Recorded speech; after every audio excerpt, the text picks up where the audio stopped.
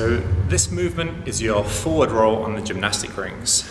Technically, once you can do a muscle up on the rings, you should be able to do a forward roll. It's actually an easier movement. The hardest bit is knowing where you are in space while you're doing it to maintain your grip and your false grip. Specifically that false grip.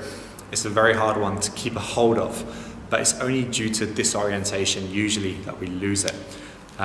Anyway, so if you've learned how to create the shelf for your rings, for your forward roll, then we're now just going to go into the forward roll. So what we're going to do is we're going to get into our shelf position. This is where we drop the shoulders down. We bring the rings together under our belly button and we bring the hips up.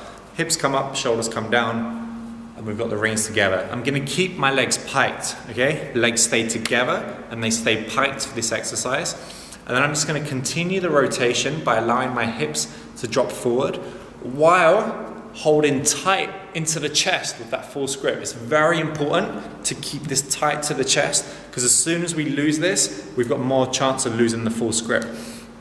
So as you're rolling, keep this in tight, allow your legs to drop through, and you're just going to find yourself back into the top position on the rings, and basically the bottom of your dip, which is where we can continue the muscle up. So I'll demonstrate now. Start in a false grip position.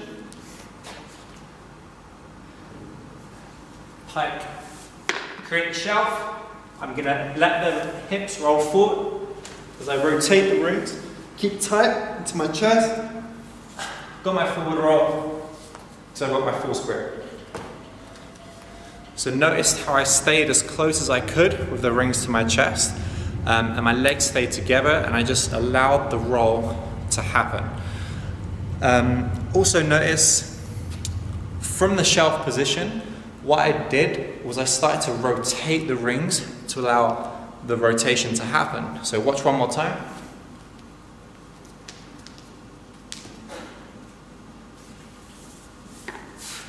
Here I rotate the rings.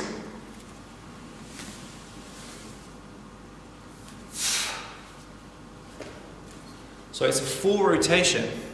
From here, we rotate all the way out 180, so the back of our palms are facing each other while the roll is happening.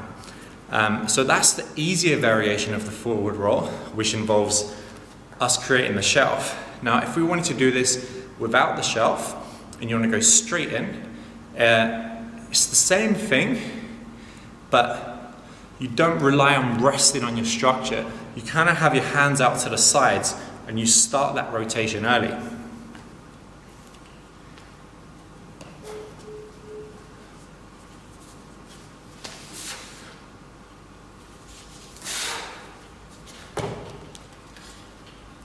So I'd recommend to learn with that shelf first before you try it without.